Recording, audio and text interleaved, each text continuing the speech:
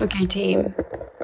How do I read 8 books a month? And how did we go from 0 books a year to 50 last year? And so far, I think I'm at 42 this year. Let's talk about that. The first thing, honestly, is just reading what you want to read. If you take a look at a lot of the books behind me, a lot of them are fiction and they're fun reads because I realized I struggled with dyslexia for a long time, which I have had a great time overcoming, and ADHD and all these little things like learning disability things. But when you're reading things you feel pressured to read rather than what you want to read, it's totally not interesting. And so I literally love romance novels. I love them. I love funky, spunky, quick read fiction books, sci-fi. I love fantasy.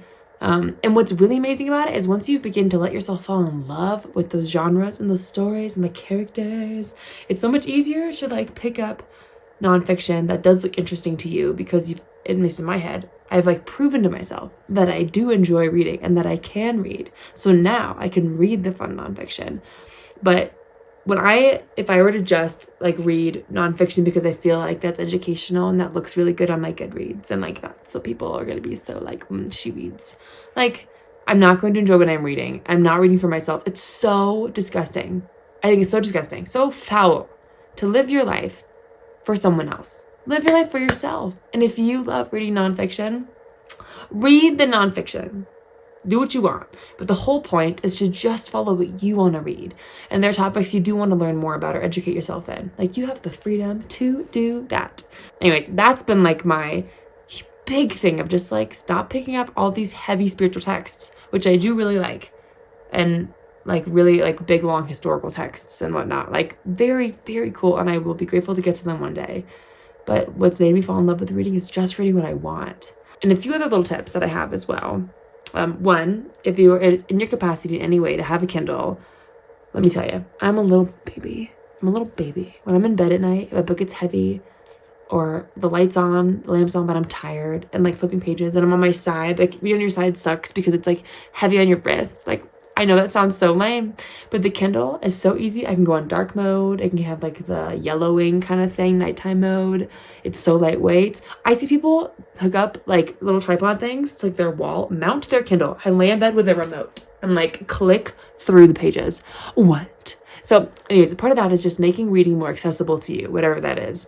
And the Kindle helps a lot, mainly for when I travel or I'm going back and forth. I feel like I read a good amount and I don't want to travel with like 4 books or 3 whole books if I get to that many books. So the Kindle has been amazing. And I actually really love Kindle Unlimited. I feel like it's pretty underrated. I'm on Audible's free trial right now, and I don't know how much I'm loving it because I get everything I want that I could have Audible through my Libby app, which is my other tip. I don't know if that's number 3. I don't even know, but is audiobooks.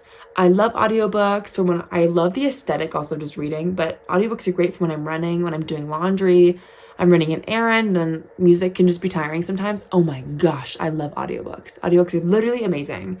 I don't know, I grew up with my mom reading to me too, so it's really, I feel like it's really sweet to have like someone's telling me a little story. And it's also easier to sometimes have that nonfiction, maybe a book you're working on, it has an audiobook form because it helps me kind of like in turn like digest it a little better while I'm reading it sometimes too, which may seem weird, but it helps me with a heavier text. So that's my tip there. So get the Libby app.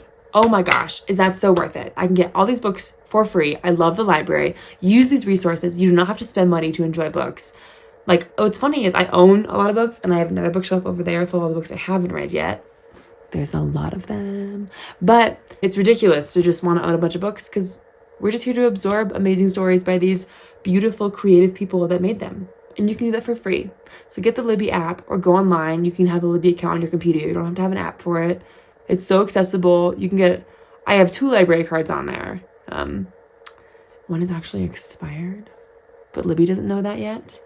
So anyways, those are my tips. I love reading. I actually would love to make more content on reading. I just finished this book, and I cried. And it was so beautiful. And now I want to read Little Women. I know. I only really started reading 2 years, like this year, like last year was my first, this is my second year really reading seriously as an adult. I'd always have like a book by my bed that I like never read, but I know I need to read Little Women. But I feel like this is like modern day Little Women is how a lot of people talk about it, and it's referenced a few times in here. This is beautiful. It's a weird, big, wonderful family drama, but who doesn't love a family drama? And it just makes you like appreciate whatever form of family you have around you or don't have. Like the book does everything. Anyways, it was really sweet. And I read her other book, Dear Edward. That was also very sweet. Oh my gosh. Anyways, I was crying, so hopefully my eyes don't look weird. And my hair was in a big top knot, and I was laying in the sun in a tank top. And then I came and put a shirt on because I was like, this is really fun. You should talk about this. So yeah, reading's amazing. And don't count yourself as like, I'm not a reader. Like, we're all readers. Do what you want, sister, brother, babe. Do what you want. Read what you want. Who cares? If you only consume romance novels, literally, I'm so proud of you because it means you're doing what you want and you're not doing things for other people.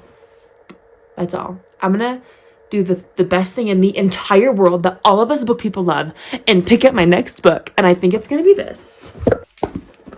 The Idea of You, because one of my favorite actors, Anne Hathaway, is starring in this. I think it's the Amazon Prime movie version. So anyways, I'm going to crack this bad boy open. Yeah. Love you. Enjoy your reading. Let's do this. Okay, bye-bye.